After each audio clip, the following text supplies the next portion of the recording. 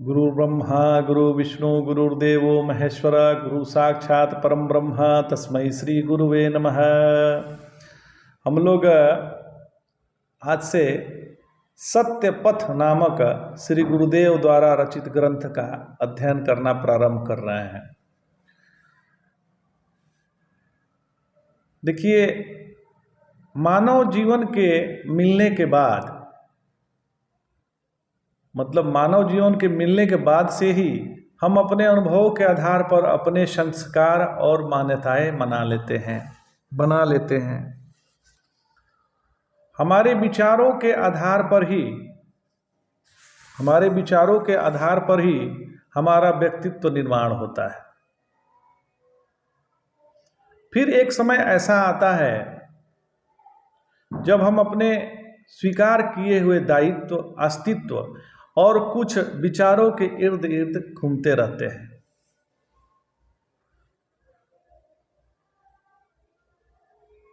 जब ये प्रक्रिया हमें बहुत ही सीमित कर देती है, जबकि मानव मन की शक्तियां तो असीमित हैं। वह सत्य को प्राप्त कर सत्य में ही विलीन हो सकता है। हम सभी को उतना ही उत्तम जीवन मिल सकता है जितना कभी भी किसी भी मनुष्य को इस धरती पे मिला है। अपनी असीमित शक्तियों और मानव जीवन के महत्व को समझने के लिए सत्य की खोज की आवश्यकता है। इस आवश्यकता को अपने भीतर महसूस करने के लिए स्वयं अनुसंधान करना जरूरी है। कई ज्ञानियों का मत है कि किसी अन्य के विचार आपके काम नहीं आ सकते हैं, लेकिन वे आपको एक दिशा तो दिखा ही सकते हैं। सभ्यता के विकास के साथ ही मानव मस्तिष्क में यह प्रश्न कौंध रहा है कि मैं कौन हूँ। अपने अस्तित्व पर विचार करना परम आवश्यक है, और आज हम इस पर बेहतर विचार करने की स्थिति में भी हैं।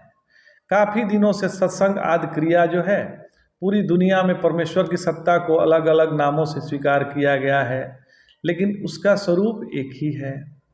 ईश्वर क्या है, यह भी एक महत्वपूर्ण प्रश्न है। पहला तो प्रश्न है कि मैं कौन हूँ। दूसरा प्रश्न है कि ईश्वर कौन है। यह भी बहुत महत्वपूर्ण प्रश्न है। अपने और ईश्वर के अस्तित्व पर विचार करने के बाद हमें उन अति धन्य मार्गदर्शकों की भूमिका और आवश्यकता पर भी विचार करना जरूरी है, जिन्हें हम संत, महात्मा, ज्ञानी या गुरुदेव भी कहते हैं। सत्य की खोज की आवश्यकता अनुभव करने के लिए पहले हम 3 प्रश्नों पर विचार करते हैं। पहला, आत्मा ही सत्य है। नारायण, विचार करिए, आप मानव हैं। इसके लिए उस परम महेश्वर का धन्यवाद दीजिए। अगर आपसे संभव हो तो धन्यवाद दीजिए। मानव होने में क्या विशेषता है? तो आनंद करना, भोजन करना, बच्चे पैदा करना, सुख दुख का अनुभव करना आदि अगर यही जीवन है तो हमारे और एक पशु के जीवन में क्या अंतर है? इस पर गंभीरता से विचार करने की आवश्यकता नहीं है। इस पर क्या गंभीरता से विचार करने की आवश्यकता नहीं है? अवश्य है। उपरोक्त कहे गए सभी कार्य पशुओं के द्वारा भी संपन्न होते हैं, उनके द्वारा भी किए जाते हैं। महंगे और बड़े घरों में रहने का सुख कई पालतू जानवरों को भी मिलता है। वे कई महंगी गाड़ियों का सुख भोगते हैं। यह बात तो साफ है कि वैभवपूर्ण जीवन और भोग के लिए मानव जीवन होना महत्वपूर्ण नहीं, वह तो पशुओं को भी मिल सकता है। फिर भी यह सत्य है कि ये सारे भोग भी नश्वर आनंद ही देते हैं, अस्थायी आनंद नहीं देते। हमें विवेक और ज्ञान का प्रकाश है, इसलिए हम जानवरों से बेहतर दिखाई देते हैं। किसी चींटी की अपनी उंगलियों से रोकने का प्रयास कीजिए तो आप पाएंगे कि वह खुद को बचाने के लिए इधर उधर भागती है। एक चींटी को भी अपना जीवन बड़ा सुंदर और प्यारा लगता है, लेकिन वह आपकी तरह शक्तिशाली नहीं है। फिर भी गौर करने वाली बात यह है कि जब प्रकृति का रौद्र रूप देखने को मिलता है तो हम भी चींटी की तरह ही दिखाई देते हैं। नारायण, हमें गुमान है कि हमने बड़ी बड़ी रचनाएं की हैं, तो अपने स्तर और अपनी दुनिया में सभी प्राणियों ने, चाहे वह चींटी ही क्यों न हो, कुछ न कुछ रचनाएं अपनी सुविधा के लिए तो जरूर की है। ज्ञात और अज्ञात विज्ञान में अभी तक मनुष्य को छोड़कर किसी को भी सत्य की खोजने की विशेषता नहीं मिली है, क्योंकि ये धरती मानव शासित दिखाई पड़ती है। इसीलिए उसका विवेक भी अन्य प्राणी मात्र के मुकाबले अधिक शक्तिशाली माना जा सकता है। इंसान को मिले विवेक प्रकाश का क्या स्वरूप है? उसे मिलने वाला परमानंद क्या है? जैसे प्रश्न हमें सत्य की खोज की ओर अग्रसर करते हैं, तो इस प्रसंग पर जनक याज्ञवल्क्य संवाद विषयक सत्संग में भी गुरुदेव ने विचार किया है। ये नारायण, परमानंद मतलब ऐसा आनंद जिसका क्षय नहीं होता, जो कभी कम या ज्यादा नहीं होता, वह कभी आपसे दूर नहीं होता। प्रश्न उठेगा आपके मन में, ऐसा तो हो नहीं सकता कि कोई आनंद अस्थाई हो जाए। कोई आनंद अस्थाई नहीं है महाराज। देखिए कितना समझदार होता है मानव। उसमें तर्क और विचार की वह शक्ति होती है जो अन्य पशुओं में तो होती ही नहीं है, या बहुत क्षुद्र होती है। मानव की विचार शक्ति भी इसे पशुओं से अलग बनाती है, लेकिन पशुवत ही जीवन जीते हुए हम कभी इस विशेषता को समझ ही नहीं पाएंगे। और इसी प्रश्न और उत्तर के बीच के कथन ऐसा कैसे हो सकता है कि साथ ही जीवन जीते चले जाते हैं। एक बड़ा सुंदर कथन एक ज्ञानी के द्वारा कहा गया है कि डर इस बात का नहीं कि हम कब मरेंगे, बल्कि डर इस बात का है कि हम कभी जीना शुरू भी कर पाएंगे या नहीं। डर इस बात का नहीं कि हम कब मरेंगे, बल्कि डर इस बात का है कि क्या हम कभी जीना शुरू कर पाएंगे या नहीं। यह तो सत्य है कि जब तक भोग विलासिता का पशुवत जीवन हम जीते रहेंगे, तब तक हम जीवन शुरू ही नहीं कर पाएंगे। मानव के दिव्य जीवन को पाने के लिए कोई परिश्रम नहीं करना है, बल्कि विश्राम ही उसके मूल में है। विश्राम का मतलब आलसी होकर बिस्तर पर अकर्मण्य की तरह पड़े रहना नहीं है, बल्कि सांसारिक कार्यों में निर्लिप्त भाव से उन्हें करते हुए उनका आनंद लेना है। नारायण, ज्ञान युक्त दिव्य मानव जीवन किसी बाबाजी महात्मा के प्रवचन के किसी लेख को पढ़ने या किसी व्रत को करने से नहीं मिलता। ये सब आप में पहले से ही मौजूद ज्ञान को जागृत करने में उत्प्रेरक की भूमिका भर निभा सकते हैं। जिस तरह अहंकार का कोई स्वतंत्र अस्तित्व नहीं, वैसे ही अज्ञान का भी कोई स्वतंत्र अस्तित्व नहीं है। खूब विचार कर लीजिएगा। प्रकाश की अनुपस्थिति को हम अंधकार कहते हैं, और इसी तरह ज्ञान की अनुपस्थिति को हम अज्ञान कहते हैं। ज्ञान की अनुपस्थिति का कारण विचारों का भ्रमित होना मात्र है। हमारे विचार ही हमारे व्यक्तित्व बनाते हैं। हम ज़्यादातर समय व्यर्थ चिंतन की वजह से प्रकाश को ढक कर रखते हैं और ज्ञान से दूर रहते हैं। जिस पल आप व्यर्थ चिंतन की मोटी चादर को गिरा देते हैं, उसी पहले से मौजूद ज्ञान का प्रकाश आपको परम शांति का अनुभव करवाता है।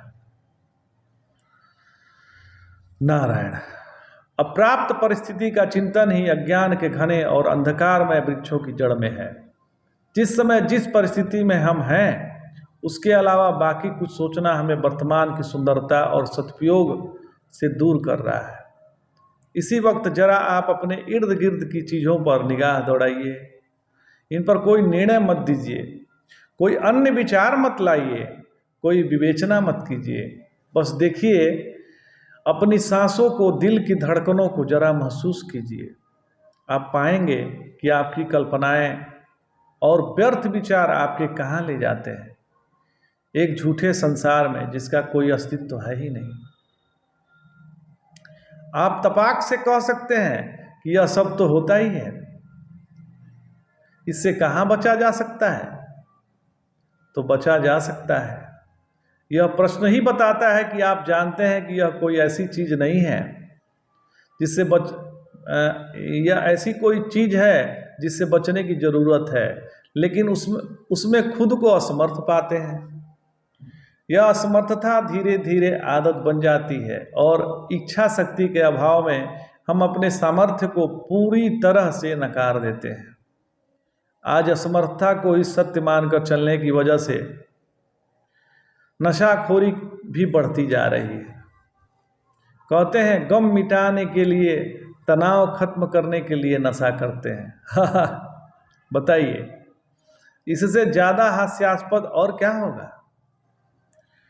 इससे ज़्यादा हास्यास्पद क्या होगा कि हम अपनी बनाई परेशानियों और छद्म दुखों के क्षणिक छुटकारे के लिए हम बड़ी मुसीबत को निमंत्रण देते हैं और अंततः इस सुंदर मानव जीवन को पशुओं जैसा ही बनाकर छोड़ देते हैं। नारायण। क्रोध, ईर्ष्या, भय ये मानव के स्वाभाविक गुण नहीं है। अज्ञान और जीवन को नहीं समझ पाने की वजह से, उपजे अवसाद की वजह से इसका जन्म होता है। इसी बात से यह सिद्ध हो जाता है कि सत्य जीवन को समझना और हमेशा आनंद में रहना, यही हर मानव मात्र के जीवन का सही उद्देश्य है। इस सुंदर प्रकृति में समदृष्टि और समभाव रखना, जहाँ आप हैं की उपयोगिता सिद्ध करता है। मैं मानव हूँ, अलौकिक सृष्टि का हिस्सा हूँ और सत्य का अनुसंधान स्वरूप यही मेरे होने की वजह है। अपने जीवन का सही ज्ञान यही है। नारायण। किसी स्थान पर पहुँचने के अलग अलग रास्ते हो सकते हैं। इस स्थान पर पहुँचने के जितने ज़्यादा रास्ते बनेंगे उतना ज़्यादा भटकाव होगा। फिर आंख पर पट्टी बांधकर किसी रास्ते पर चलने का कोई फायदा नहीं है। मानव जीवन की दिव्यता पहचानने के लिए ऐसा ही कई रास्ते हमने अपनी अज्ञानता से बना लिए हैं। अब इस पर चलकर सत्य तो नहीं मिलता, उसके विपरीत हम सत्य की खोज से भी दूर हो जाते हैं। आप ठीक समझ रहे हैं, यहाँ धर्म और संस्कारों के भेद की ही बात हो रही है। आप अपना मार्ग आपको स्वयं बनाना है। और सच पूछिए तो इसे बनाने की भी कोई ज़रूरत नहीं है, यह तो पहले से ही मौजूद है। बस आपको सारे भटकाव अपने दिमाग से निकाल फेंकना है। सत्य की खोज में सबसे बड़ी बाधा है सत्य के भेष में असत्य को अपनाए रखना।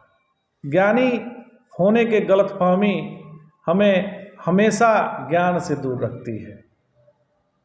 जितना पढ़ पढ़ाकर और सुन सुनाकर दिमाग में ठूस लिया गया है, उसे निकाल फेंकने की आवश्यकता है। नारायण। यह कोई नहीं कहेगा कि दुनिया भर में रचे हुए ज्ञानियों के विचार काम के नहीं हैं, लेकिन यह सच है कि ये सभी काम आएंगे। जब आप सत्य का शोध कर रहे हो, सत्य की खोज आपके अपने जीवन में है। किसी जंगल में या दुनिया को छोड़कर जाने वाले को कोई विशेष सत्य प्राप्त नहीं हो जाता। आप मनुष्य हैं और आपको सत्य की खोज करने की शक्ति उन परमेश्वर ने दी है। यही आपकी विशेषता है। यह मनुष्य जीवन को पाने के बाद अगर आप सत्य की खोज नहीं करते तो जीवन व्यर्थ हो जाता है, व्यर्थ ही बीत जाएगा। अगर सत्य की खोज कर लेते हैं तो आपको अमरत्व की प्राप्ति होती है। अमरत्व का शरीर से कोई लेना देना नहीं है, ये आत्मा का विषय है। सत्य की प्राप्ति की सबसे सुंदर बात यह है कि इसको प्राप्त करने वाले को अमर होने की चाह भी नहीं रहती। इस मानव जीवन का सदुपयोग तभी है जब हम इसकी संपूर्णता को समझें और सत्य की प्राप्ति करें। आप इस जीवन काल में ऐसा नहीं कर पाए तो यह तय हो जाएगा कि आप सत्य को पाने के उत्तराधिकारी ही नहीं थे, और मनुष्य जीवन का आपके लिए कोई विशेष महत्व नहीं है। अगले सत्र में हम लोग अध्ययन करेंगे परम महेश्वर सत्य है। आज इतना ही। जय जय शंकर, हर हर शंकर।